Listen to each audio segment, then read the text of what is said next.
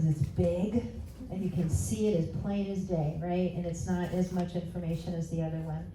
But a lot of people don't really, I don't think they think about how important our feet are. I talk a lot about this in class. I make jokes like our feet are the best source of transportation we've ever owned. But it's actually really true, isn't it? They take you everywhere you go. And the feet, as you can see by these diagrams, every organ connects into your feet. And so this is just to go over, you take these with you and learn more about, if you're an acupuncturist, you already know this stuff, a lot of this you know already. But it's a nice reminder because as someone, like a healer person, sometimes we don't take the best care of ourselves because we're always offering, right? In general, people offer so much. So this is about you taking care of you. And through the feet, we can take care of all these organs, right? Every single thing connects. If you have ever had reflexology, they can tell you so much about your health through your feet. And that's not to judge your feet at all. Matter of fact, this is a no judgment zone. If you find yourself judging anything, look into the fire, take a deep breath, and let that go. Because we're here to just be ourselves. And this is all about loving just where we are. With my special knee, with my hip replacement, y'all don't want to hear about my spinal issues. I should be retired, but this is where I am, and I love what I do. And the practices that I do daily, like taking care of the feet, working with those things that we're going to work with, cold bathing, all these other crazy things, but they really help, they build something, right? Things that we do every single day will build something for us so that when we are 73 and 71, these beautiful beings here, we'll have these practices set in place. And if you're starting now, that's perfect. So when you're 110, you're still going to be doing this stuff, right? So that's just for you to look at. And then there's one on breathing. So many of you probably heard me say this. I say it a lot. I go, we're living our life right now. Are we living our life right now, everybody? Right now, this very moment. Life, long inhale, full exhale. Has anyone ever heard me say that? Yeah, that's kind of it, right? So I'm just going to read this top section, okay? The flow of the breath constantly helps shape your body's energy patterns. Dealing with everyday stress. Does anybody have stress? Okay. Can cause the breath to become shallow and constricted, resulting in poor body function. Studies show that proper breathing and relaxation techniques can reduce muscular tension, improve circulation, reduce stress, and foster overall well-being. And so, the diaphragm, that dome-shaped muscle, lives underneath your heart and lungs. And when you inhale, the design of it is to push down and out, and that's where you get the swelling, right? You feel that opening, that spaciousness. And as you exhale, the diaphragm moves back in and up, back underneath heart and lungs to the original position. That's when you feel the pulling in. And so, as I'm talking, I'm shallow breathing, right? And so we're going to be working a lot with breathing this weekend. Helping ourselves to breathe more fully. Studies show that we only use about 3 lobes of our lungs capacity, and I think it's less these days, right? So it's really important. Long inhale, full exhale. Sometimes I say, you can get your money back because that's really the key to your kingdom. And the word pranayama, which is one of the 8 limbs of yoga, means life extension. So let's just take a moment. Let's just arrive with our breathing. You can put your things down for a moment. And so I often have people bring their right hand to their lower belly. And I like to say Buddha didn't have a 6-pack, right? So let your belly be natural. Just take a moment with it. This is a sacred center. This is a digestive area, the Manipura chakra. Digesting foods, but also emotions and feelings. Now bring your left hand to the left side of the ribs. Everything is please and thank you, by the way. Now this contents the shoulder. So press the shoulder down and really fan the fingers around the bones. And then I'm going to invite you to either look at the candles, find a drishti some point in front of you, or optimally we close down the eyes. When we do close down the eyes, something shifts inward. We draw senses inward, pratyahara. Let your belly be so soft and begin to notice your natural respiration, that which is already happening. Sometimes we're holding the breath. Here at Kripalu, we call it the holding pattern. And I'm holding my breath because I'm talking. But see if you can place your attention to it, and when you do, it often extends and lengthens and deepens, becomes more identifiable. So just notice that for a few moments. The inhale creating a change of shape in the belly and the ribs. I like to say that the ribs are like gills. They expand on the inhale and they gently pull inward, contract on the exhale. Do you notice that? You might even begin to hear a slight sound, almost like the ujjayi ocean sounding breath as you inhale. Inhaling your life. How are we bringing in our life right now? Allowing it in. When we exhale, the body relaxes. The tissues start to soften around the bones. Just by breathing. Now go ahead and place your left hand to the lower belly, right hand on the right ribs, fanning the fingers out, relax the shoulder. And let's do that again. Let's build our awareness, filling the belly up, not by force, but just noticing that inhale growing and lengthening downward, and then of course upward. Now where the hands are resting, the mind's attention is going. So if you ever need to connect to a certain part of the body, just touch your body. The body loves it, has your permission, you have it. This is our organism, our vessel. Let's replace the left hand to the left side, drop both shoulders, feel the ribs expanding, belly first of course, and then ribs. Knowing that we are a multi-dimensional body and being, so anything that's happening in one side of the body is also affecting all sides. Now, you all just got here today. You were obviously either in a car, a plane. I think you were all in a car, right? And so when we sit, especially when we're driving, especially in these kind of conditions, tension really builds up. So the spine shortens, the organs get a little bit compressed. So as you're doing this just a couple more times, notice that you're actually lifting, not by your hands, but the inhale is lifting you up a little bit off that lower body. Now we're going to add something called the clearing breath. It's going to help to unhinge the jaw, known as the second set of hips, but it's also going to release a lot.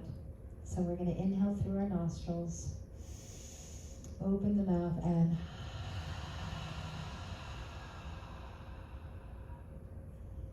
excellent. Let's do that a couple more times. No rush, your pace.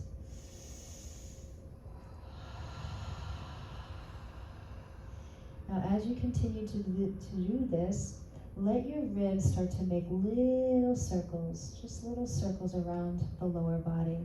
So start to feel the foundation points of the sits bones, the perineum, and the sphincter. One breath at a time, and then try the other direction.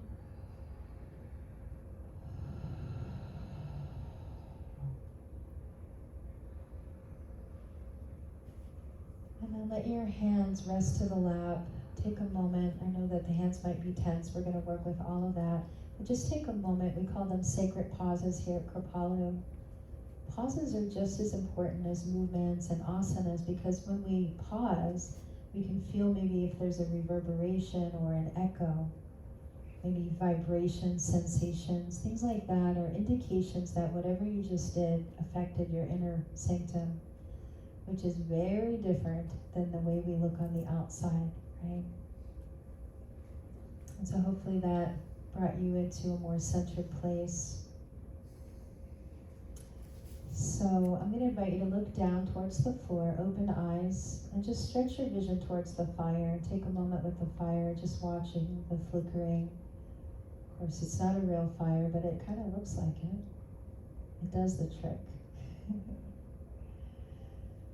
So all the yogas that I teach, I'm a Kundalini teacher, Hatha, Vinyasa, Kripalu, Restore, you name it, I've done it all. Bikram, I don't know, all of it.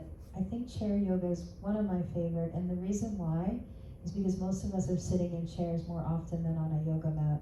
Maybe not for us yoga teachers, we're sitting on the yoga mat all the time, right? Right, but we are sitting in chairs. Now, I used to work up at the road at another place called Canyon Ranch, and they told us to tell people things based on science. And they said, go tell the people that sitting in a chair affects their health like a cigarette. And I thought, wow, what a declaration. The thing is we're not going to stop sitting in chairs. We got to cop squats, you know? Even when we drive, we're sitting. But if we start to have a different relationship with the chair, it might change things, and it certainly has for me. When I started doing chair yoga, it was really early on in my stay, and I don't know if anyone knows Lakshmi Volkner. She's like the chair yoga queen. And she came to my vinyasa class, and she says, I really like you. Can you come to my chair yoga class? And I was like, because I was like, vinyasa, you know. But I really liked her too. So I did. I went down to the shadow book, and it blew my mind. It totally blew my mind. And I was like, I love this. This is brilliant and functional. I taught it to kids in schools and teachers, in corporate settings. It can be done anywhere. So that's what we're going to be doing here this evening, is some chair yoga. And you might think too, like, oh, what's it going to be like? I think it's amazing, and I hope that you do too. So I looked around and everybody's sitting. I loved, you know, just Leslie doing her. Everybody has their own go-to. So I want you to sit in the chair like you might at home. Angela's like, she's like, I'm sitting in lotus. This is my go-to. Not so much because of the knee anymore, but sometimes I wrap, and then I do this, you know? It's a pattern, right? It's something that feels good. But do you think that this is great for my spine or my hip that I'm leaning over towards? So the first thing, is that thing rolling? Yes. Perfect, thank you. So the first thing we do in chair yoga, and I teach it to seniors, but it's not just for seniors, it's for everybody. So the first thing we do is we take our blocks and we put a block between the feet vertically. And I do this in any practice. If I'm teaching vinyasa, I do this as well. So the block between the feet and then the block between the inner upper legs, it brings everything towards the center line. Do you feel that immediately? It's like now I feel my bones. Now if I were to stand up, part of my outfit, this is not my yoga outfit, but if I stand up, this is your perfect plumb line. Ears above shoulders, shoulders above hips, hips above knees, knees above ankles. And this is aligning my bones. So many people, especially with joint issues, we get impingements or spinal issues, we get impingements of nerves. Yeah, you can stand up if you'd like, check that out. But then have a seat. See how everybody sits down. Good job. I gave you a clue. You know what I'm looking for. So sometimes, you know, we do things like this, right? It's like twisting, twerking, you know, unconscious movement. That's all. I do it too. Not as much anymore, because now that I have more joint issues, I'm more aware of how I hold my body. So in a way, when we have issues with joints and things like that, it actually creates more awareness and more consciousness in certain ways. Do you agree with that? Oh, yeah. Yeah, like you have to be more aware of what you're doing. So the block between the inner legs, and I teach Pilates too, it kind of engages your core stabilizing muscles. Did you notice that? And it's almost like Anusara. There's a little inner spiral happening too, which is really good. Because a lot of times we're out there, you know, and there's a little bit of a slackening happening and a little rounding under in that lower back. So this brings more integrity straight away. Now you might say, well, this is a little bit of a workout to sit up like this, right? I have to quote my very first yoga teacher, Master Adam Nugent, who I met when I was in my early 20s, and he was a Vietnamese Buddhist monk. He was a master yoga teacher from a very long lineage of master yoga teachers, never had an injury in his life, and he still looks the same. I looked him up, you still check him out. And he was a martial artist, but he would tell us, you know, Americans are like a marshmallow. You marshmallow to your chair, sit up, sit on the floor. And we said, yes, because he was so inspirational. And he had his white gi on, and he was just like incredible. So I really, really agree with that. Because I like to in the morning with my matcha, you know, I just turn into a marshmallow on my couch. And that's how I like to do it until I do my yoga. So, first thing we're going to do now is take our palms facing sky. This is just like any other yoga practice. This is called the gesture of receiving. We all shared a little bit of why we're here, and what we're here to receive, but hopefully there'll be much more that unfurls. Let's bring our forefinger and thumb together, creating circuitry with liver, gallbladder. Allow the chin to be level with the horizon line. And just notice how this simple position feels. Let your belly begin to really relax. All that delicious food we all just ate. And then take a few moments to just breathe, just arrive in the breath.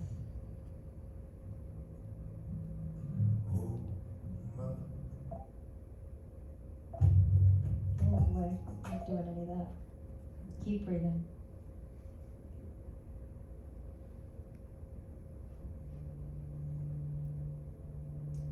Now from there, slide your fingers towards your knees.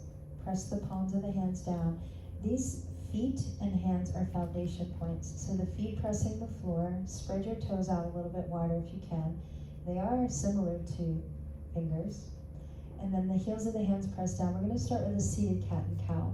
So when I start to move, it might appear that I'm moving this upper body part, but I'm going to find the tailbone and just let the tailbone gently pull forward. I call this farmer jack. Good. And then let the tailbone tilt back.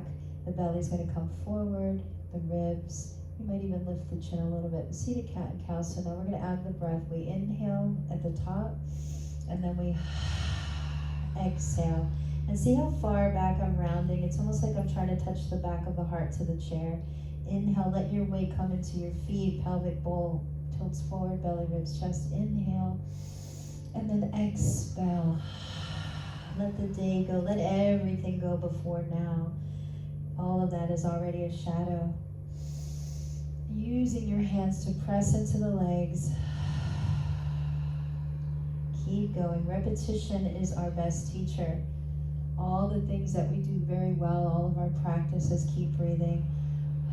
We do the things so many times because it takes time. Mind and body are in communication right now, learning what you want them to do.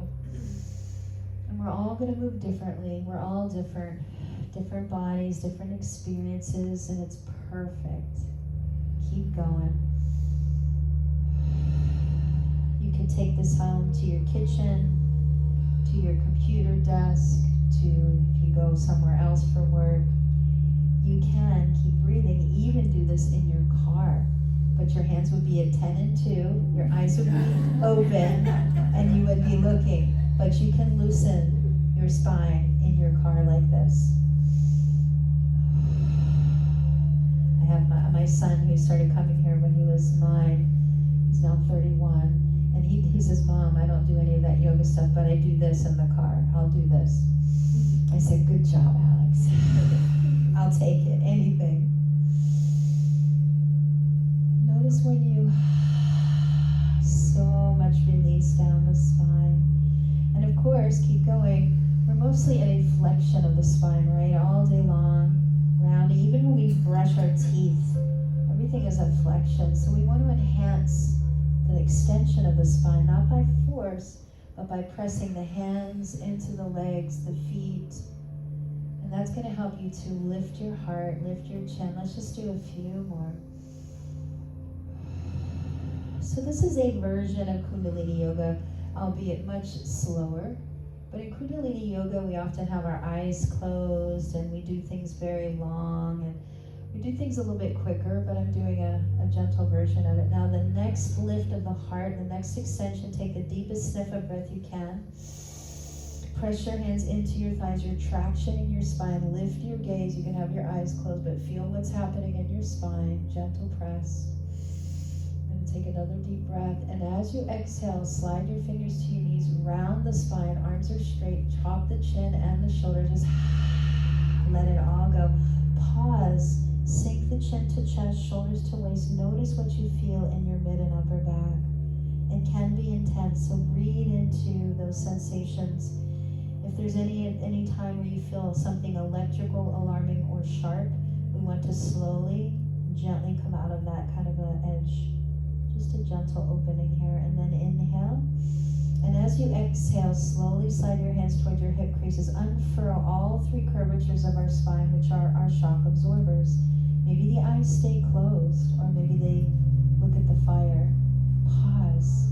Let your spine, your whole body return to neutral And notice your inner world, those sensations and vibrations that are within.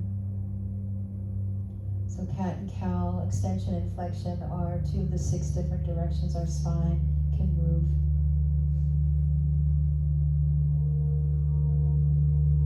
And then from there, keeping the blocks where they are, release your arms alongside you and just let them start to swing fore and aft. Hopefully we all have just enough room. Let's breathe in and out. And then from there, we're just going to bend our elbows and let our fingers tap where they fall. Then we're going to use that hara sound. And then as the hands come up, can we lift our heart a little bit to get a little more extension? And if that's feeling okay, if you have a shoulder issue, you might stay there.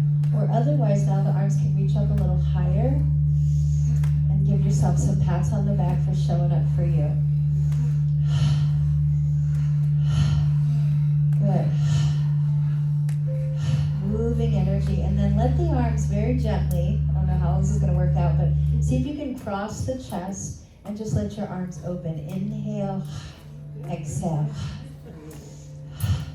So the shoulders, right, the shoulder girdle, the chest, see if you can free the arms. This is also working a little bit with our brain. So we're going to put those two things together. We're going to go overhead twice and cross the chest twice. And you can do it very gently or with a little bit more gumption. But then I hit my chair in the back. And all chairs are different, right? I've done chair yoga on the worst chairs, those little metal ones, those are the most uncomfortable. These are pretty groovy. Okay, and then let your hands meet your legs. Let's take a sacred pause. That was a lot. Go inside, either eyes closed or drishti. Notice what you're noticing and breathing into those sensations.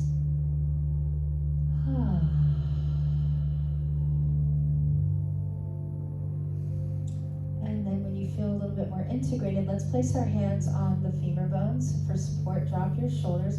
And all we're going to start to do is lean from one side to the other. Keep pushing into your feet. So the blocks are nice because they keep the knees from splaying apart or contorting the body. And then as you go over to one side, see if you can drop the ear ever so slightly towards the shoulder. This is to actually release tension in the opposite side of the neck. And remember, there's no destination or goal. It's really about our attention and our breaths, and every moment we can be, we're aware. Breathing in and out. Now we're going to go into what is called the Sufi grind. I often do this in cross-legged. This is another Kundalini warm-up. So lean towards your right leg. It's almost like you lost something. I'm always losing my earrings, so it's like I'm looking for it.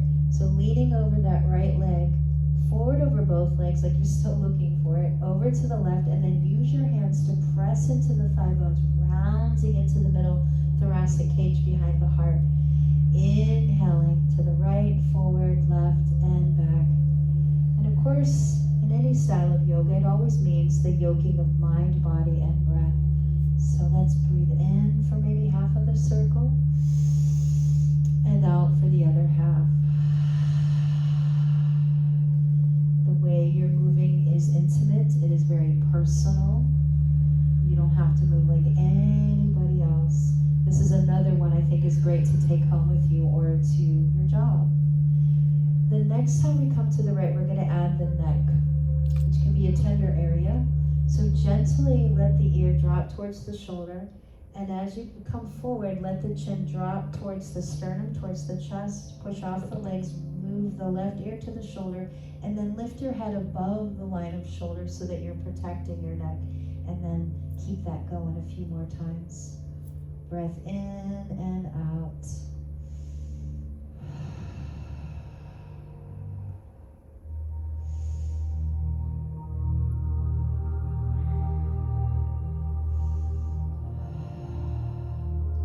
And then the next time you're upright, take a pause, a moment.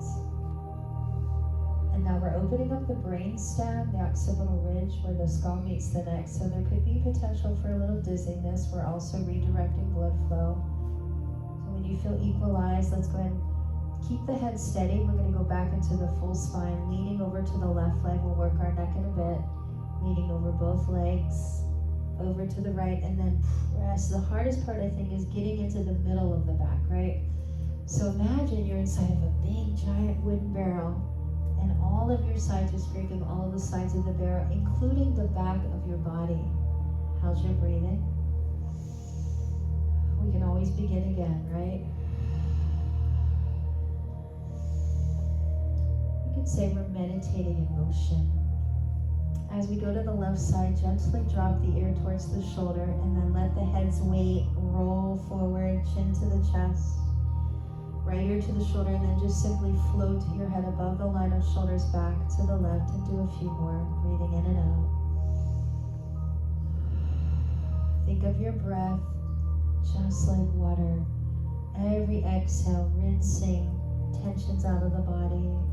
Tensions we're not even aware of sometimes, too.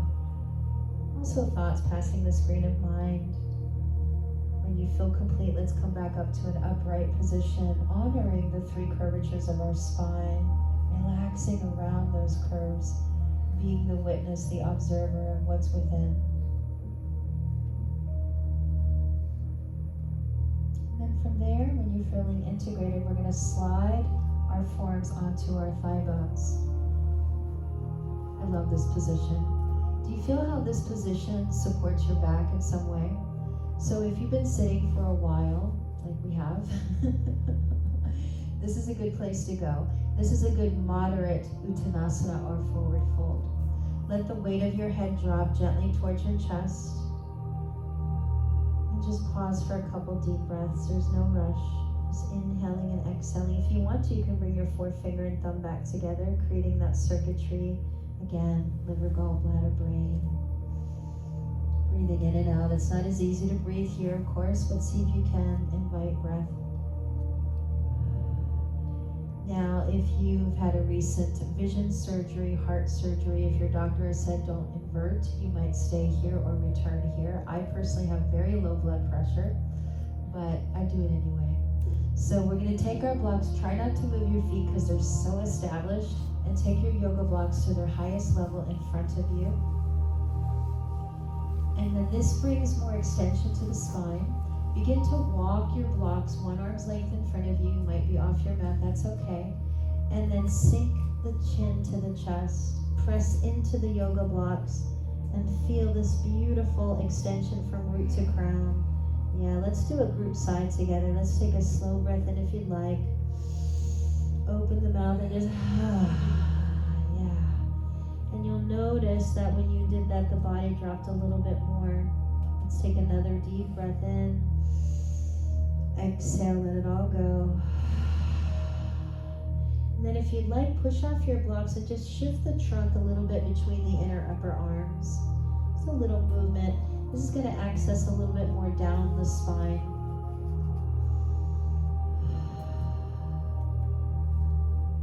How's your breathing?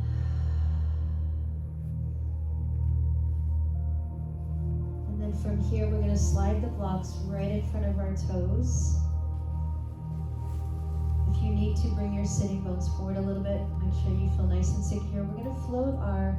Now, I'm going to do the arm that I actually say because we're in a circle, okay? And that's very weird for me, actually, not to do the opposite, but I'm going to go for it. Lift your right arm off to the side to whatever feels right. It doesn't have to come all the way up. Really check in with that. And then on your exhale, thread it under and through the left arm, looking to the left. Let your spine move left. Good. Inhale, open up to the right. Slow breath in. Think of your arm like a wing, like it's just floating through the air. Exhale, weave it under and through. Head turns to the left. One more time. Inhale, float it out to the right. Beautiful. And as you exhale and bring it through, you can put your hand on the floor, like I've got my fingertips reaching over and beyond the left pinky toe. You can hold the back or outside of that left shin or calf. Let the weight of the head drop. Using this right hand as an assistant to gently open up the right side of the body. Take a deep, full breath, filling the ribs. Imagine your hand is still on the right rib cage. You can feel that hand's connection, and it's inviting you to take a deeper breath. And then as you exhale, push strongly into the feet and the left hand. Exhale, float that right arm around your back. Place the back of the hand on the lower part of the spine and drop your right elbow. You can keep your eye gaze down. And just take a moment, and then I call this the chicken wing. So gently bring your right elbow a little bit towards the spine, and then exhale, let the elbow drop towards the knee. Just a couple of these. Inhale, open, exhale, lower. And as the elbow comes down towards the knee, slowly release the right hand back to the block and pause in center. Drawing the shoulders towards the waistline creates more extension through the cervical area. And then when you're ready, pressing off that right block, looking at the left arm just floating out to the left side. Inhale. And as you exhale, slide it under and through, knowing that one side could be completely different than the other side. That is very normal.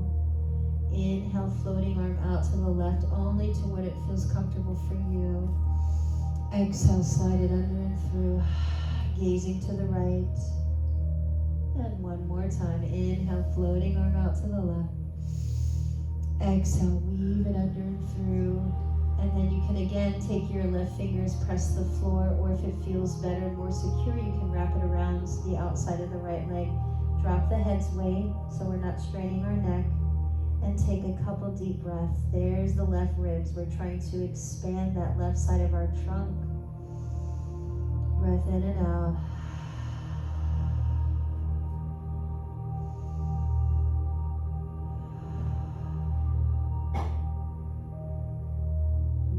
Inhale, breath, press off your right block, come back to center, float your left hand along that lower back, let that hand rest there, sacrum or lumbar, and then drop the elbow towards the knee, towards the floor. And then the chicken wing, bring the elbow a little bit towards the spine, and then towards the floor. And again, elbow towards the spine, exhale, let it drop down, and then slowly float that left hand to the block. Take a pause. We are in half lift here. Feel the extension again from root to crown. And then when you're ready, place one hand on your thigh bone and then the other. Please pull your belly button in only to support the lumbar. So we do that through the core stabilizing muscles. Now this can be intense. So let's just rest. When we're finally up, you can close down the eyes or find the fire. Deepen your breath. And I often come here. There's a couple reasons. One, because then I feel that I'm here. Two, because this is where I can feel if I'm breathing deep into the pelvic belly. And of course, when we breathe into the belly pelvic, we're breathing into the lumbar curve. And that's sort of an area for a lot of us humans that gets very compressed. And then the left hand at your heart or thereabouts, just connecting to the upper body a little bit. But also touching the body like this says to the body, I love you. This is my body. This is the body I have. And so accepting our bodies just as they are.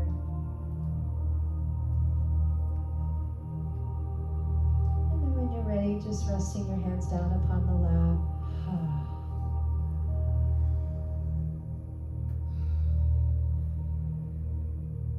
And then we're just going to sweep the arms down. Let's take a couple, let's call them moon breaths. We might want to stagger, we'll figure it out. We can have arms in front or out to the side. But when you extend your arms, can you extend your vision towards your thumbs? Now as we exhale, we're going to forward fold. Actually, we're going to go all the way under the legs. You're going to wrap your arms around to the back of the legs, drop the weight of the cranium, and say yes to your life by lifting your gaze forward to the front of the mat and then back. So the arms wrapping around the legs gives your spine support and also support that you can relax through the neck. And then pull the belly button in, reverse swan, reach the arms towards the sides of the room. Ride the wave of the breath to the tips of fingers over your head. And then go right back in. Just exhale, forward fold, belly on the femur bones, ribs, chest. Head releases last. Wrap your arms around the back of the legs. Drop the weight of the head. And let's say no, because it's important to say no, right? So look left shoulder and right. Gravity is our friend, pulling the head's weight down. Inhale, breath. And then begin again. Inhale, see if you can all go all the way up through the tips of the fingers.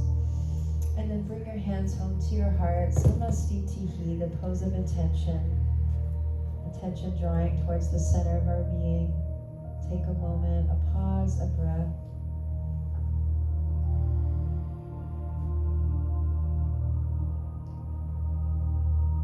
And then from there, moving your hands slightly away from the heart. We're going to work with our wrists a little bit here and fingers. So looking at your hands, this is called flowing O mudra. Separate your pinky fingers from one another, your fourth fingers, your third, and then bring your four fingers and your thumbs together like two circles or eyeglasses. I just want to see who'll do it. I see you so much better. And take the backs of the hands and just let them flow against each other right in front of your heart. I'm going to invite you to either close the eyes down or look at the fire and just feel this gracefulness. Does anyone out there use a cell phone? Yeah. We use these wrists and hands for everything. But this is bringing love from your heart out into the world, but then you're saying, now I want it back, right? You can do this at your desk. You can do it in the grocery line. People will let you go first. You go first. Thank you very much. And then pause. And then bring your hands back to your heart and down through the lower chakras. Breathing.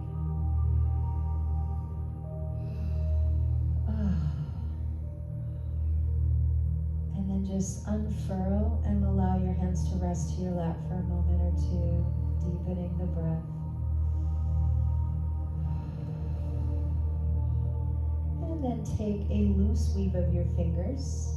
And we're going to start to move through the finger joints, the wrist, the elbows, the shoulders. Breathing. And then turning to either side from your navel all the way up to the crown. And notice that back elbow might want to make a scoop down to the floor, towards the back of the room, wherever your back of the room is. Breathing. And then come center. Whee! And then go the other way. And we're all doing a little different. That's beautiful. Is one side a little different for anybody? Yeah. It's like, what happened? What happened to that side? Good, come to the center. Now, imagine you have a giant wooden spoon and you're stirring up your favorite soup. Let's hear what our favorite soup is. Can you popcorn soup? What is it? Okay. Ugh. Carrot ginger. I love that one. Ooh, yay. Breathing. Now I'm making y'all hungry again, right? Okay, let's go the other way. Breathing. Do you feel the mid-bag opening?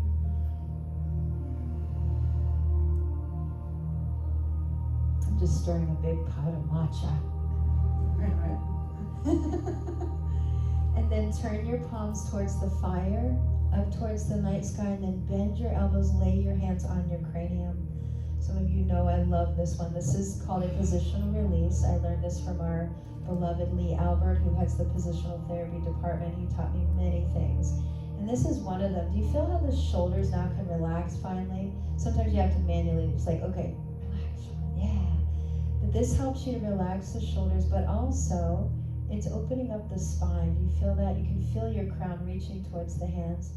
And lymph nodes underneath the armpits, we need to get energy into those too. If you have a shoulder concern, you're going to now bring your hands in front of your forehead.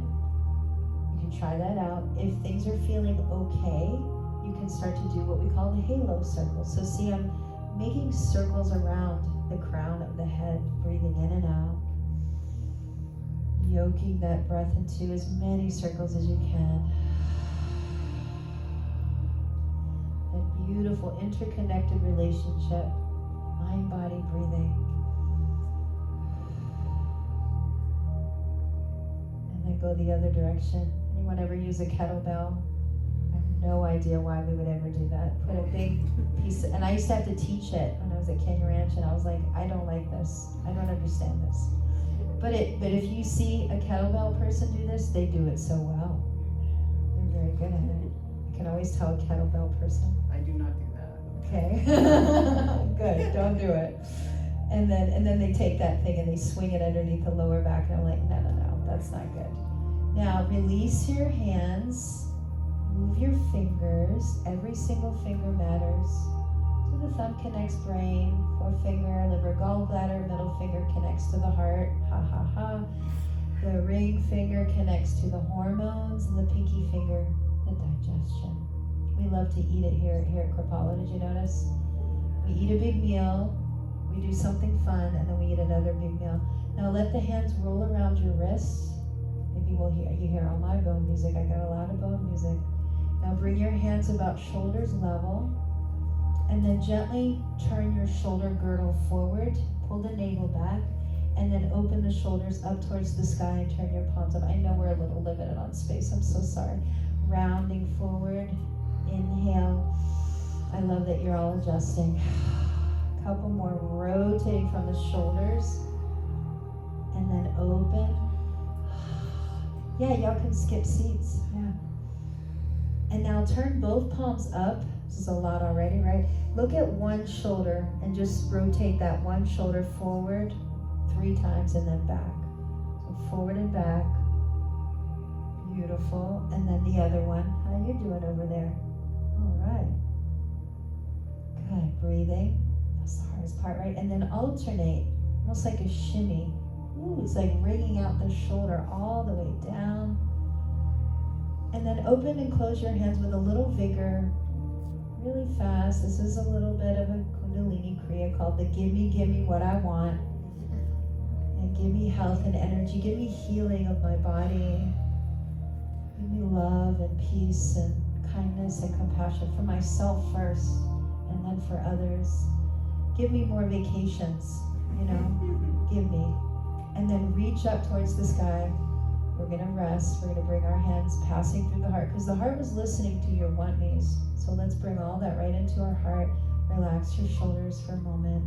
Deepen the breath. Notice what you're noticing in your shoulders, and then, exhale. Can't have enough of those exhales. Remember that movie, Waiting to Exhale? Yeah. And then rest your hands to your lap. Let your shoulders recover. It's so interesting that when we're moving, we don't feel any of that echo, right? It's when we pause and we go inside, and you can't see those energies for most folks. You can feel them. And that's why we do a lot of inward gazing. So now we're going to put the blocks back where they were. I know you're very excited about that, especially this one right in the middle. But it retrains your bones. The feet are flat. So it's like this is, I teach a lot of kids, so you have to forgive me, but I ask them, how would you build a house? From the attic or the basement? They go, from the basement. And I'm like, that's your feet. Your feet are your basement. So press the feet down. Now what we're going to do is we're going to drop the arms like we did before. We're going to unfold. We're going to find our spinal wave with a level 1 shoulder roll. So we're going to surrender everything. Can you surrender the head and the shoulders? Just let everything drop. Push away from your feet. Pull the navel in and start to come back up. Draw the shoulders towards the fire, up towards your ears, back, and then down. So with anyone with a shoulder issue, you might stay in the level 1 shoulder roll when we advance. Now we're going to do this one a few times. Inhale, drop, and then exhale. Shoulders forward, up, back, and around. Keeping the arms heavily weighted to the sides. So we're just working with the shoulders. Good. And again, drop the weight of the head. Deep breath in, big exhale. Now, beautiful opportunity to advance it, which would just be lifting the elbows above the shoulders. So as you start to come up, it's like you're opening up your wings. Just lifting the elbows, freeing heart, chest, lungs, shoulder girdle. Oh, being aware of how it feels when the arms come behind you. Deep breath in, exhale. Beautiful. Let's do that one more time. We're perfect. You're good, Lisa. Deep breath in. And then go. Option to stay or Imagine you're in water and you're swimming your arms in front of you. Now, as the arms come around to the side, this can be tricky if you have any shoulder issues. So be very aware. So some of you know I like to tell dumb jokes. It's just, I really want to be a comedian in my next life, but. So what was the joke? I forgot my joke. That's so funny. Failed that job. It'll come back to me. See, but I don't, it's like, whatever. Couple more. Breathing in and out. And then pause your hands to your lap. Take a moment. Come back to neutral, your natural form. And notice what you notice. Breath flowing in and out.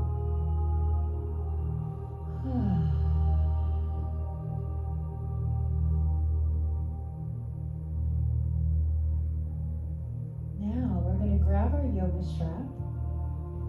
So I think, Lisa, you did this, right? You did it on, I was going to ask you that, you knew that. So if you're a southpaw, when you do chair yoga, you put it on the left side because, people do this, they put it on the floor and they go, ow. So that's why we put it up on the chair. So you're going to grab your strap. Now the buckle that most yoga teachers don't use, we're going to take the forefinger through the buckle and we're going to grab, because we don't want that buckle coming into our face, okay? Make sure, and you can also do this with your chairs. You can just scoot back, or one person can scoot back. We can alternate. I wish I would have thought of that. But yeah, you can certainly do that, because we're going to need to have our arms in front of us like so. And you can move that one out of the way. Perfect. Did you all get this part? With the buckle through the forefinger, grab it on that side. So a lot of people try to do this and I go, don't do that. So we want to make sure it's fully long, only grabbing on that one side with the buckle. Now, drop your shoulders. Bring your wrist right in front of your elbows in front of shoulders. Pull the strap to feel the opening across the chest. You feel that just by doing that? Yeah. Let's stretch our cell phone muscles. So reach your knuckles towards the floor. Now this can tense your shoulders, so keep drawing the shoulders down as much as you can. Let's breathe.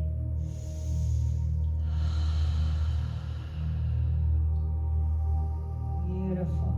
And then open the hands maybe a little bit wider than your shoulders. Keep the tension. If you have a shoulder issue, you're going to stay in the frontal plane of the body.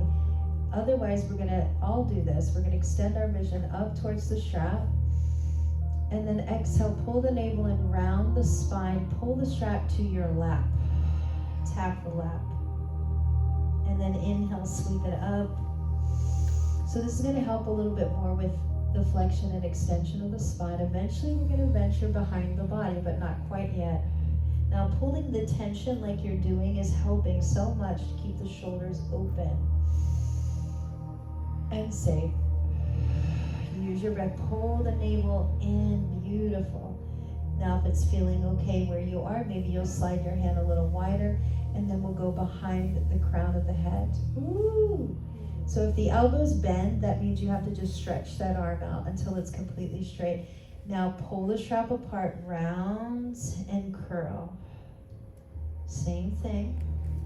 And then inhale, lift up, maybe behind the neck. Big breath in, keep the tension, exhale, round. I just felt a subluxated, misaligned vertebrae realign, hallelujah. It's always satisfying. Deep breath in, maybe behind the shoulder blades. Ooh, we need more of that, don't we? We certainly do. Now the next time we're behind the shoulder blades, or if you're in the front of the body, it's perfect, stay there. We're gonna open up heart, chest, and lungs a little bit more. Take a couple deep breaths. Another big breath in. Lift your chin a little bit so you're in full extension. Now this is the funnest part of the program. You ready? Drop the strap. Just kidding, it's not the funnest, but then recoil your hands to your lap. Close the eyes or find the fire in the drishti. Can we share a couple, like a word? If you could just popcorn a word of what you're noticing. You know, like meaning like anybody can. Open, release. Popcorn. What's that? Energy. Shoulder. Tingling. I like the word open. I feel like I've been adjusted. I feel like my shoulders are more open, I'm more upright. Because we are flexing most of the day. Realize that, right? That's why we're getting the lovely hump thing in the upper back, right? So the head weighs 9 to 14 pounds, depending on the intellect. I'm like 10. That's a joke. But it's heavy, right? But so this is neutral. Every time your chin goes down like this, it's said to be another pound. So as you start to do this, anything, washing dishes, it's really helping to round that upper back. So we want to keep that chin level as much as possible. Beautiful. Let's take our blocks away and tap your heels, because boy, they need it. So I call the heel the beef jerky of the human body.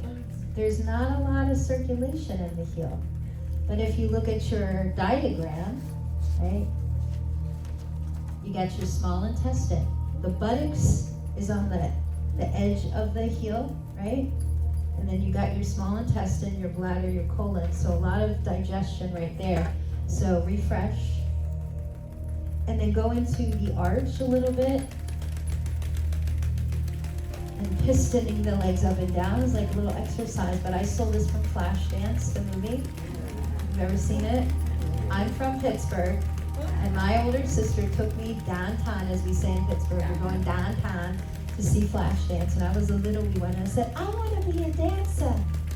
And I am. So that's what we're waiting for the bucket to pour over us. Now, toes and balls of feet. This is just fun. And then do some different patterns. So what happens over time with feet, one of the things that can happen is that our feet start to adapt to the space of the shoe we're wearing, right? So we start to have foot issues because of these shoes that we weren't born with. Now pause and feel. That is your energy. And it's always in there. And I always and often talk about how important shaking is for the human body. Moving lymph, circulation, blood, releasing muscle tension. It's what animals do to get rid of trauma. They don't call people and talk about it. They just shake. And then they're all better, right? Beautiful. So now, let's see, we have our project to do. So we're gonna look down and take your right foot and just splay the toes out and press into that right foot. Now I'm using my opposite again. See how hard it is for me to actually do that? Okay, so it's okay. And then take your left hand to your left knee and just make circles. So your hand has healing energy. Doesn't matter who you are. So give that knee some love, and then lift the heel and start to rock and roll around the perimeter of the foot super slow. I invite you to look down at your left foot and just watch you do this, so you get that mind-body connection. So you're going from the great toe to the pinky toe, the outer line of the foot, outer heel, inner heel, and then through the arch, which can be tricky. So we're massaging our foot, yes, but what other joints are moving? Ankle, knee, and the hip, right? Everything, the lower kinetic chain. Go the other direction when you're ready. So from the pinky toe to the great toe, the inner arch, the inner heel, outer heel. Breathing. And then roll up to the ball of the left foot, interlace your hands beneath your hamstring belly. Really let the weight of the hamstring drop into your hands. Bring your shoulders down, inhale, breath. Exhale, lift leg just a little off the floor, and let's roll our foot around the ankle as we breathe. So see if you can drop the foot's weight. So you're really focusing on the ankle. Just do a couple the other direction. And so this stuff here is from yoga therapy. Now this is called the swish. So we are swishing from the knee down to the toes, If you have a knee issue, just don't do it as vigorously. I get it now. And then this is called the pendulum. So we're loosely dropping from the knee to the toes. And this stuff might look strange, but it works. Go the other direction, breathing. And then kick the leg out, and then let the leg fold. Just a few, just press. And there's no goal. We're not trying to, overstretch anything. We're just trying to get some opening through the back line of the leg. And now let the foot just kind of dangle and float back down to the floor. As soon as it arrives, release your hands to your lap. Take a little inner inventory. Notice your left leg. And if it feels any different, can you say I? Okay, good. And that wasn't even a warrior. Yeah. So the other leg's very excited. So put your left hand onto your leg, step wide into the left toe, so I always spread them out. And then from here, right hand on the knee, say, hi knee, how are you today? Give it some love. Now I'm in yoga dance, like kissing my knees. I don't care. I'm like, I love you, so hang in there. I believe that talking to your body in these good ways can be helpful. I don't call my body parts bad. I say you're special. Now lift the heel and start to roll around the perimeter of the foot from the big toe to the pinky toe. Outer foot, outer heel, inner heel. Through the arch. And then go the other way. We're going to minimize here.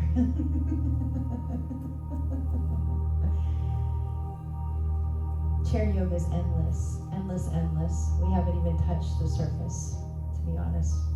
Now roll up to the ball of the foot, interlace your hands around the hamstring, because this is a 1/4 pound of your body's weight, right? So you want to really support. Inhale, exhale, lift the leg, drop shoulders, elbows in. All right, we're going to roll the foot around our ankle down there. Just let it go. And it can be a little diagnostic, like you might notice, oh, this side moves a little differently. It's okay. Go the other way. There are many reasons why that could be. One, you have a dominant side. Two, you could have had surgeries or injuries. And then swish. So loosen from the knee all the way down to the toes. How's the breath coming along? I think I was holding my breath that whole time. And then a pendulum circle, real gentle. This is our yes. Let's do our no. Go the other way. Good, and then gently push through the heel, extend the leg, and then drop the leg. Let it kind of pulse a bit at the bottom, and then a few of those. Press and release, breathing. Good, and then just float that foot back down. Let's close down the eyes or find the fire, drishti. Relax the hands and just take a moment to notice that right leg. So we're going to take our blocks and we're going to pop them back where they were. So I was saying earlier, how we have these habitual ways of doing things. We're not always conscious about the way we get up off of a chair or the way we sit down. So really what lifts us off the chair is our feet, our quads, our glutes, and our core. So if you need to use your hands, that's okay, but we're going to try to avoid using the arms and just use all those other body parts. So bring our arms forward like a zombie, shoulders up, back, and down. Now the feet are the first thing, so lift your toes out, stretch them, take a deep breath in. And then start to put the weight into the feet. Pull the navel in to engage the core muscles and use your exhale to lift up and celebrate by arms reaching up. Beautiful. And we're in perfect alignment. And bring the arms back in front of you. Take a deep breath. Bend your knees. You're really close to your chair. Trust yourself. Sit your hips way back. And there's no gentleman in the room, so I can say this. Like when you have a gentleman in the house and you don't know what's going on in the bathroom in the middle of the night, so you have to go way back. You know what I mean? You're testing the waters, literally. So let's try that again. Inhale. Put the weight into your feet. Big exhale. Celebrate. You're here at Kripalu. Good. Arms in front. Yay, jazz hands. Deep breath. Bend your knees. Think about hips going back. Beautiful. Bloop, bloop. Good. We're going to do it just 50 more times. You ready? Just kidding. Last time. Take a deep breath in. Don't rush it. Exhale. We want to start to use those muscles, right? And then just let the arms float down. In front of your knees, we're going to do a little clearing. Inhale, reach up. Exhale, right in front of the knees. Keep your torso as upright as you can. One more. Big clearing breath. Inhale up, and then exhale, hands to the heart. Take a moment. If you have to fix your block, please do so. Just take a moment standing in your own 2 feet. Check in with your knees, slight soft bend, glute muscles unclenched. Just felt my lower back release. It's a good thing. It's amazing when we align our bones what can happen, how the body knows what to do. As if you could walk around your whole body with loving eyes. Just walk around your body for a moment. The back of the body, your natural curves. Left side of body, front body, right side. Chin level with the ground. And then transfer the right hand back to the lower belly. If you would, left hand to the heart. Feeling just a couple breaths. Again, what we're doing in the front of the body when we breathe into the abdomen, letting it expose itself, that's a beautiful thing because you're making space in that lumbar curve. And then what we're going to do is just bend down enough to just pull this one block out of the way. And then all you got to do is walk forward, so you don't have to do anything with the lower block. And then just walk around the back of the chair.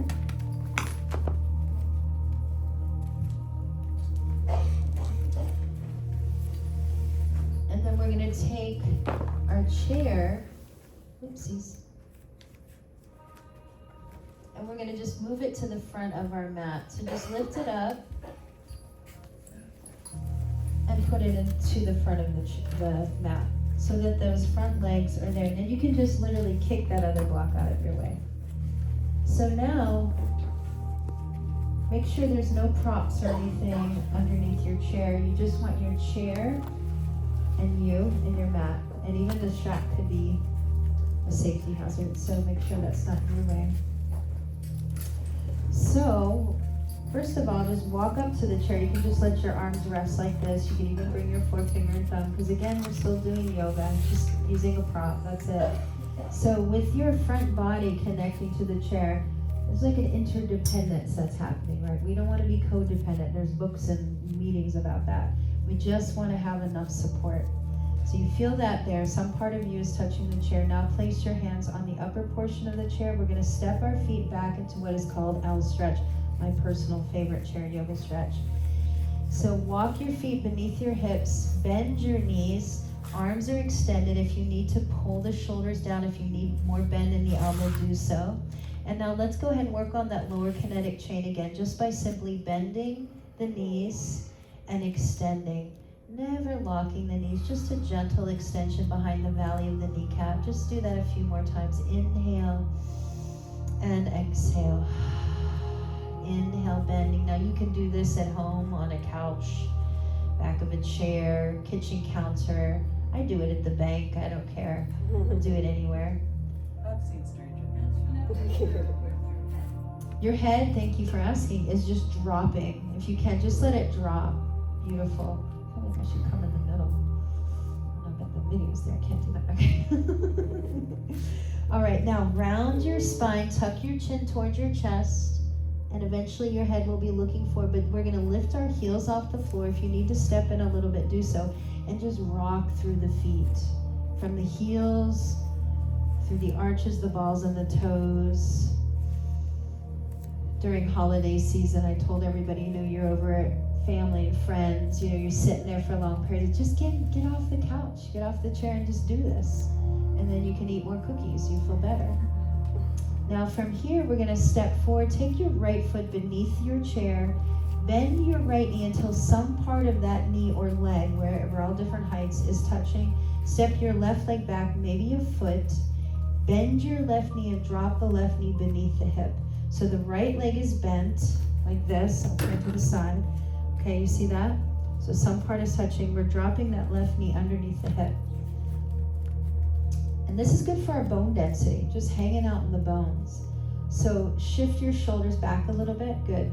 Now if you want to, you can try a little balance challenge. Now if you're like, oops, I need the chair, it's right there.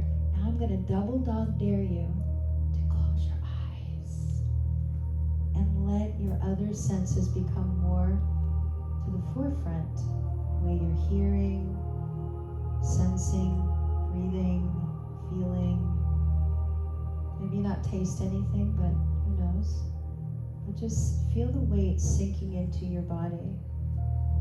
It's okay to waver. It's okay to put your hands back to the chair.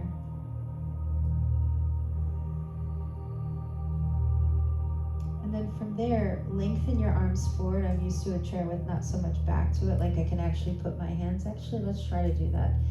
And so I'm a shorty, but see if you can get some part of your hand there. Now step your left foot in. It's okay if the chair tilts. Keep your left heel down and extend through your right leg. Do you feel that back leg saying hello? Take a deep breath or two. In a perfect world, my whole hand would be flat on the chair. If yours can, then beautiful. Take another deep breath. And then when you're ready, bend into that right knee. Bring your hands back up to the chair. Turn your left foot in 45 degrees. Keep that right knee where it is and open up into Warrior Two. Right arm reaches to the fire, left arm back. Beautiful. So you see, if you have a knee concern, and even if you don't, it's good to support that knee, that patella. Now from here, take the back hand down the back leg and take your right hand on your shoulder and just lift the elbow a little bit up towards the sky. Slide that left hand down. Lateral side angle pose and just feeling this right side of body opening. Do you feel that expansion along your rib cage, even into the hip crease there on the right? Take a deep breath in. And then exhale, just let your right hand slowly float back down to the chair. Put your hand on the top, and then the left hand to gently lift your left heel, facing forward. Step back into L stretch. This time, take your feet as wide as the mat is wide. You can bring your hands a little wider as well. Bend your knees, and let's just do a little side-to-side lunging, just bending into one knee. The other leg extends, and then just float the pelvic over towards the other side. Just a few, breathing in and out. And then come back to center. Drop the weight of the head as much as you can. Pull the navel in and begin to round again. It's like high cat tuck. You're rounding the spine, and then step your feet closer together. Peel through your feet a couple times. Just rock and roll. And then walk forward, step your left foot beneath the chair, bending into that knee. Make sure some part of that leg is touching, and then step your right leg back, maybe a foot, measuring that right knee right underneath the hip to open up the hip flexor and indirectly the psoas muscle, the seat of the soul muscle. It's really hard to get there. And as we are sitting in the chairs as often, this is the area, right? That hip flexor relays into the lower back. Now, if you'd like to try, you can take your hands away, and then I'll triple dog dare you this time. See if you can close your eyes. If you feel comfortable to, you don't have to. You can just look at the fire also. But I like to test my balance in these certain ways just by closing the eyes, letting the body figure things out. How's your breathing? Let your breath guide you back into this moment.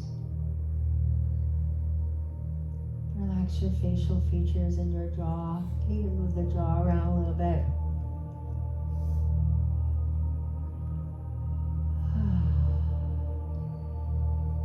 And then from there, reach your arms straight over the chair.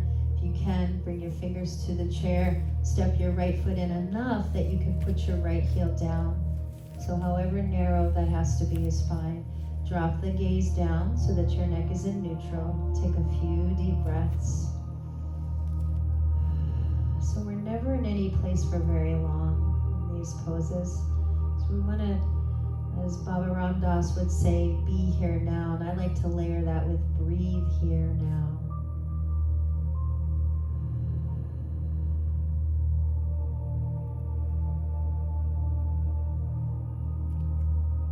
Rebending that front leg, bring the hands back up to the chair.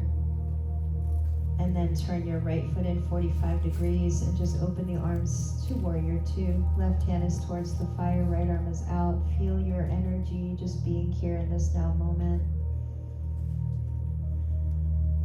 Your mind is very powerful. You thought to yourself, I want to go to Kripalu, and now here you are. It's pretty awesome. That's the manifestation of your thoughts. Let your right hand come down to the back leg, left hand on the shoulder.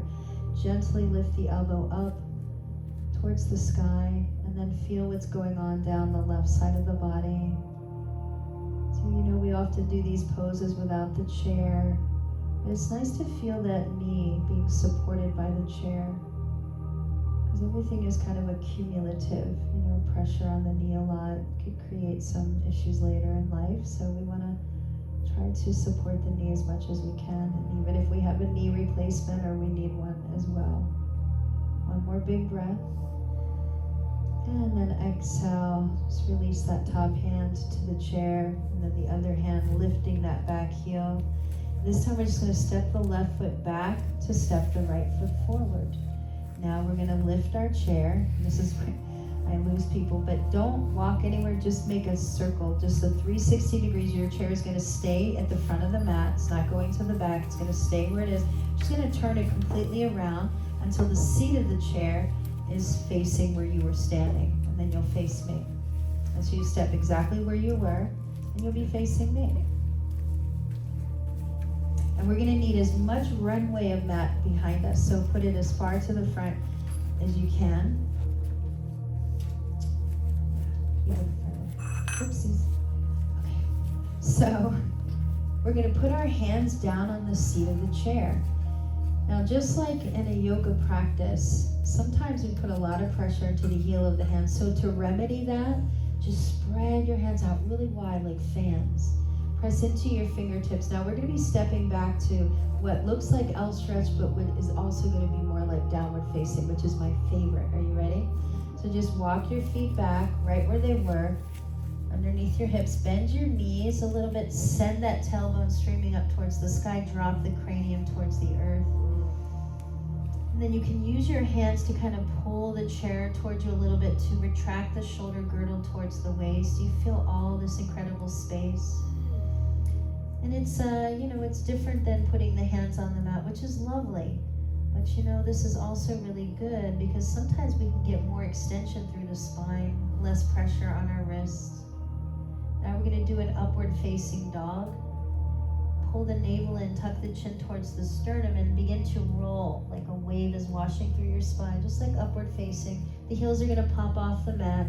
We're going to take the hips towards the front edge of the chair. We're going to just let our heart shine up to whatever feels appropriate. Inhale, look up. And then exhale, your heels are going to drop. You're going to get a tremendous stretch to your calf, valley of knee, hamstring. Keep a slight bend in the knee. Drop the head down towards the floor. And so we'll do that a couple times like a vinyasa, moving on breath. So inhale, the heels are going to lift. Exhale, bring your heart forward and through. Just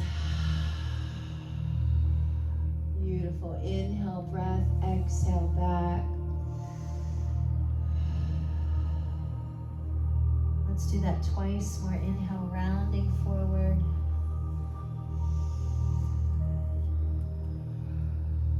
And exhale, come back. Excellent. Last time, we're going to land where we are. So as we come forward, we're going to bring one knee down. You're going to put all the weight into your hands as you put one knee down and then the other. So those of us with knee issues, just be aware. But I love doing this because you can put so much pressure in the hands that you don't have to put a lot of pressure in the knees. Now gently knee walk back.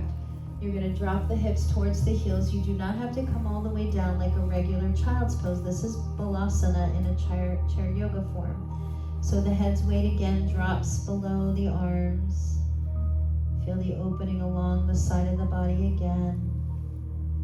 Take another full breath. Exhale. Feel the body's willingness to surrender every time you decide, oh yeah, I can exhale here. Just like that movie, waiting to exhale. Now's the moment. And then from where we are, we're gonna round to the spine, push off the chair with your arms in your hands. And we're just gonna gently knee walk forward towards the chair. I know you can't really see me too well, hopefully you can a little bit. But you're gonna turn one hip, doesn't matter which one, towards the side of the chair. So you're gonna turn your body to the side.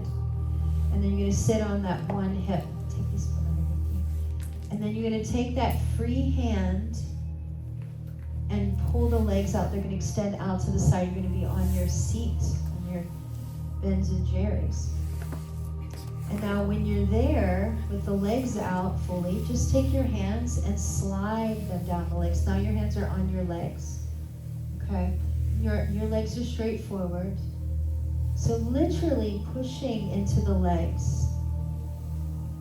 The body needs this. Sweep the inner leg, the top of the leg, and then from there, take one hand on your chair, the closest hand of course, the other hand's gonna be on the floor. We're gonna bend our knees, and we're gonna come down to that back form. Use this hand to lift and swivel the legs up to the chair. This is like tiramisu. Are you ready for some tiramisu? My favorite. Yeah, me too. And then lower your spine all the way down. Now, in my opinion, this is the most superior way to practice Shavasana. Your calf bellies are melting into the seat of the chair. This is a very cushy chair, by the way. Let your arms lift a little bit. Spread open your shoulder blade wings like your angel wings, which they are, fanning across the width of your mat. Your head is weighted on the earth, being supported like there's a nest holding it. Nothing for you to do now. Just this posture you can take home with you. This is a version of Vipariti Karani modified legs up the wall pose. So we're redirecting our blood flow, our prana, our chi from feet to brain. This pose is said to be very good for mental cognition, focus, and memory. You just gotta remember to do it. And you're all set there. Your organs are resting into the back of the carriage of the body. Your heart rate is slowing down because the heart doesn't have to pump as much blood right now. The blood pressure is lowering, the pulse rate. And this is a pose that is recommended at bedtime. Of course, you could do it any time of the day. But if we were to stay here for a while, you might get a little sleepy because melatonin from the pineal gland would be released in about 10 minutes or so. And so let yourself get into that hazy state. You could even imagine you're looking up at the sky right now. The moon, La Luna, and the stars twinkling in the vastness of the sky above you. Your body being supported by the ground. Molding yourself into the form of the earth, like an earth shape. Let's do our little jaw yoga that I love so much. So nobody's watching, I promise you, but wet your lips and rub the lips against one another. Let the mouth open. I mentioned that the jaw is known as the second set of hips, and I don't think everybody realizes that, how tight our jaws get. So let your mouth open. And let that lower row teeth just shift across the width of the mouth space as if you're trying to reach from your left earlobe to your right if you were talking or sound like that. And then take a little shimmy about 10 times, side to side. Does anybody have to wear a night guard yet? Me too, but I don't do it because then I grind more. And then take to that lower row of teeth and make big circles around the perimeter of the mouth space. This reminds me when I was a kid and I would always eat grape, had to be grape, Hubba Bubba, whole pack, and make those big circles. Or you could think of cows, goats chewing their grasses. Now, try the other way.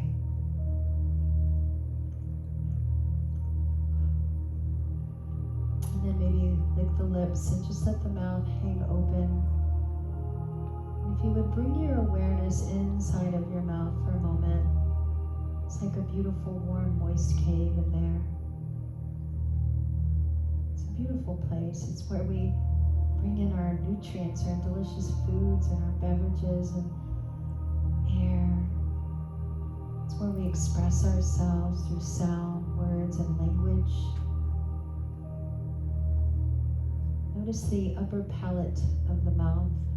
You might even touch your tongue to it. And then notice your inner left cheek, your inner right cheek. And then let the weight of the tongue, the volume of it, sink into the lower jaw. And as you do that, it helps to relax the jaw even more, as well as your facial features and the neck. Like we're back at school, drooling at our desks.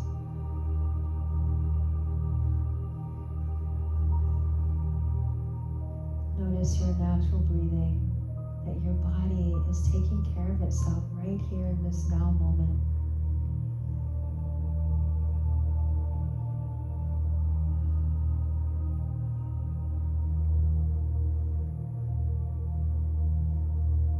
Shavasana is a great teacher. Be still and know that we've done enough for now. We can do more. But sometimes more is just more.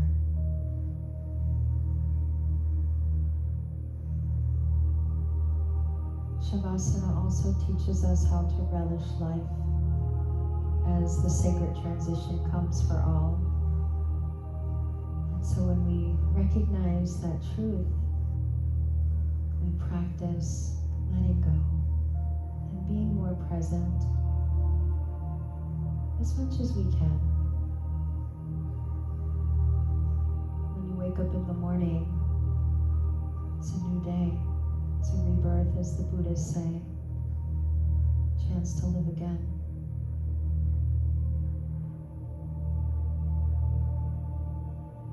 Let your head begin to drift a bit from side to side, not needing to lift it, but just imagine it's like a big stone on the bottom of the lake or the riverbed or the ocean floor, and the currents is just pushing the stone.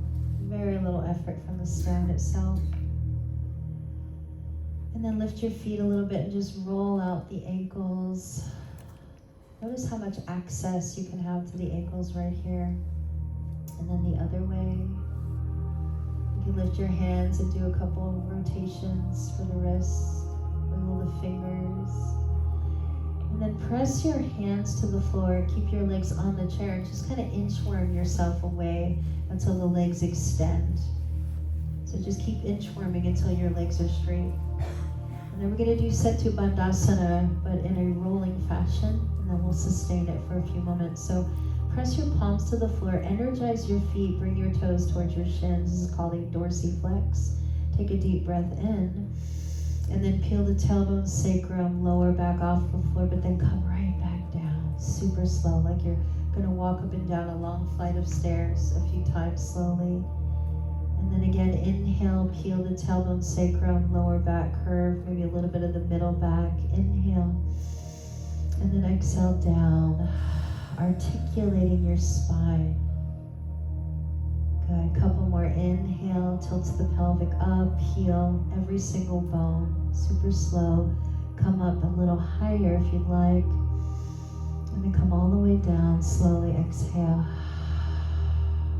Last time.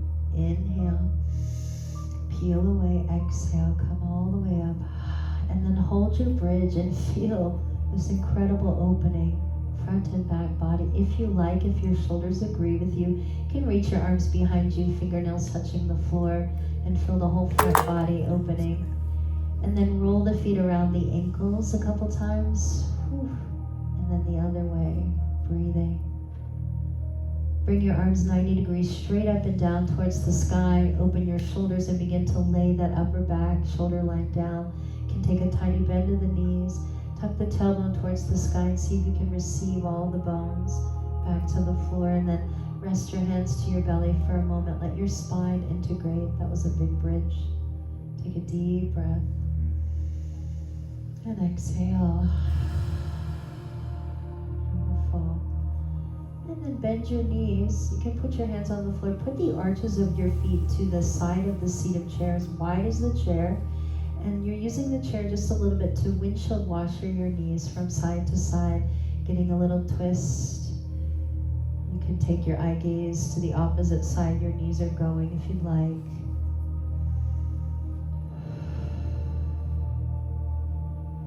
And then from there, take your hands to your knees. Now pull your feet completely away from the chair so nothing is touching the chair. Let your knees splay wide apart and just rock.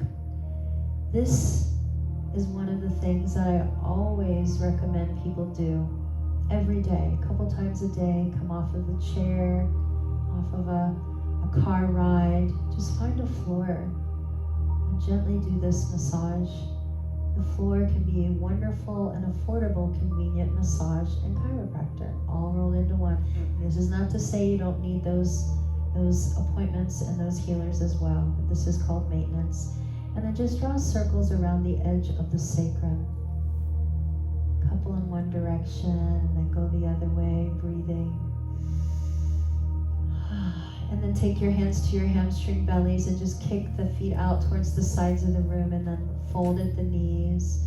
Compress through the heels, and then let the feet relax as the knees bend. And then bring your legs straight up and down 90 degrees. Press through the feet as if you're leaving your footprint on the ceiling. Feel the contact from the back of the head to the tailbone. Let's take a deep breath. And then you can hold the back of your hamstrings if you need to. Bend your knees. Find your feet on the floor. Take a moment, a deep breath. And then on an exhale, pull the knees back in. Reach one chosen arm off to the side. I know you got lots of friends around you, but slowly pour to the side. We'll all work together.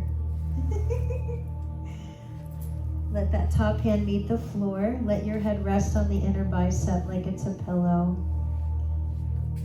There is an art in coming off your side body without straining. So take that top hand that's on the floor, push down. If you could potentially slide the top leg out, beautiful. If that's not available, you can keep them bent, but use that hand and then the other hand to push yourself up onto your knees. Hopefully the knees can come onto the mat.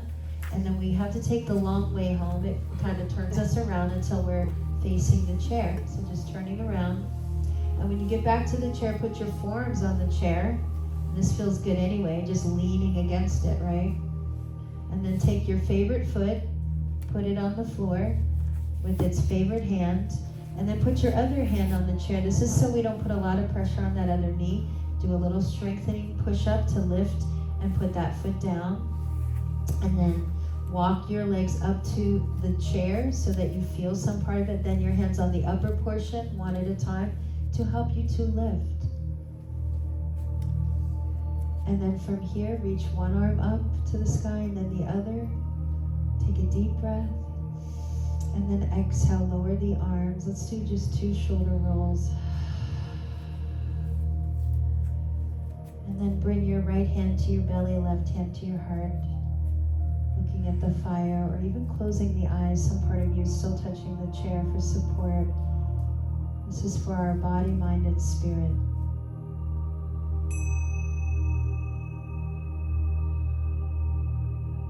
We are sound and vibration.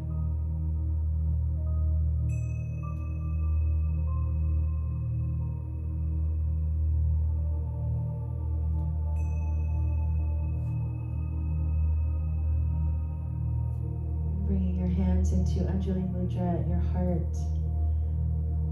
Let's share our own together to connect our energies, to honor this ancient practice of yoga, sending it to ourselves first and foremost, but then let's think about the world, thinking about the globe, and just sending this metta, loving kindness to them as well, and all the creatures and elements of our planet. Take a deep belly to heart breath in.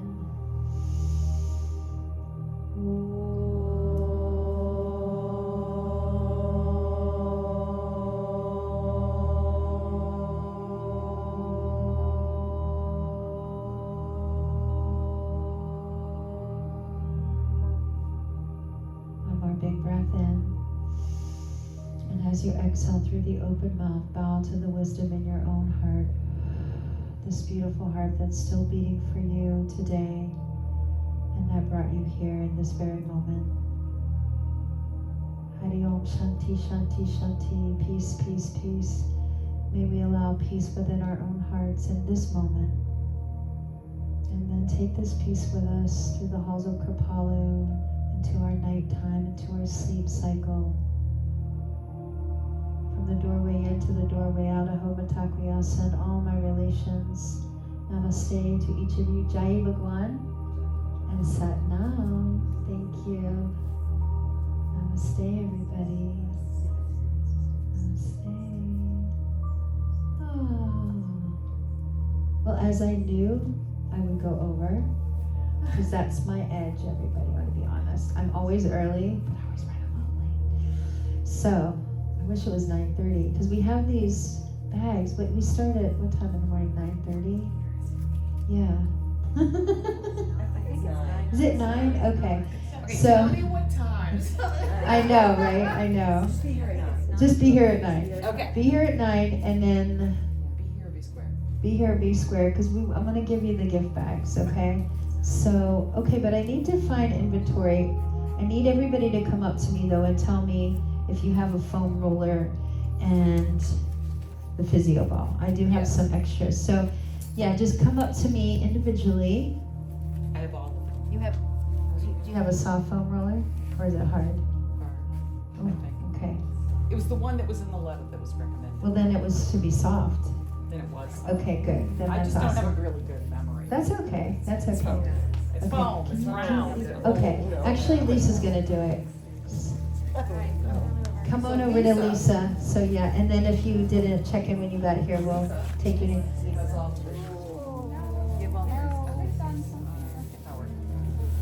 That's okay. Well, it's not big enough. This is everybody. This is the link. This is. Mine isn't that trained. long. I've been trained with this. This is why. But the reason why we want soft foam rollers is because they're better for the fascia, and I'll tell you more about that tomorrow. Mine's not that long. Yeah, I know. I see short ones. Yeah, They were the link was for specific, the short but ones, yeah. but don't worry. What we'll do is we'll share. We'll just share. We'll do what we can. But who doesn't have a foam roller at all? Who doesn't have like anything? You don't have one I at all? brought a yoga mat that is rolled up No. in a bag. Yeah, that's not the same. Not gonna No, work. it's not the same. So I can just let people borrow stuff, and we all. Who doesn't have a physio ball? Just one person? Perfect. I brought several of those, and we have. Stuff in here overnight. Yeah. So put anything over there. Just stack everything in that little closet there, because we're gonna. Yes. Good girl. I got those. Right. Yeah, this is I got great. two at a We time. have yoga tone-up balls here, but I had a feeling about everyone's going to at least use it, because I want you to experience what I'll be explaining tomorrow. Okay?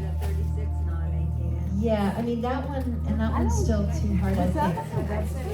Oh no, that's good. Okay, so I'll show you why this is good for traveling.